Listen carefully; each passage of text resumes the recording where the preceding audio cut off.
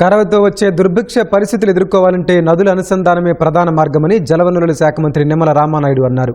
విజయవాడలో ప్రఖ్యాత engineer doctor KL రావు 124వ జయంతి కార్యక్రమంలో మంత్రి నిమ్మల పాల్గొన్నారు. దుర్గాఘాట్లోని కేఎల్ రావు ఘాట్ వద్ద మంత్రి నివాళులర్పించారు. కేఎల్ రావు ఆశయాలను నెరవేర్చడమే ఆయనకిచ్చే ఘనమైన నివాళి అన్నారు.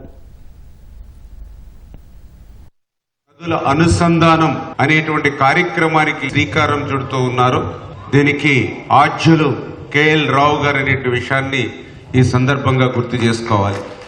ఒక నదీ పరివాహక ప్రాంతంలో అధిక వర్షాలుండి ఇంకొక నదీ పరివాహక ప్రాంతంలో వర్షాలు తక్కువగా ఉన్నటువంటి పరిస్థితుల్లో అక్కడి కరువు కాటకాలు దుర్భిక్ష పరిస్థితుల నుంచి ఆ ప్రాంతాన్ని కాపాడాలనంటే నదుల అనుసంధానం ఒక్కటే మార్గం. కరువు కాటకాల నుంచి దుర్భిక్షమైనటువంటి పరిస్థితుల నుండి ఈ యొక్క భారతదేశం అతీతంగా ఉండాలి అని అంటే నదుల అనుసంధానం ఒక్కటే మార్గం.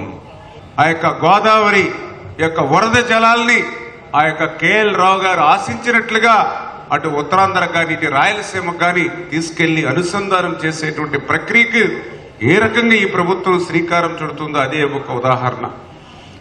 ఆ కేఎల్ రావు గారు ఆశించినటువంటి నదుల అనుసంధానం ఏదైతే ఉందో వాటన్నింటినీ కూడా నెరవేర్చాలి.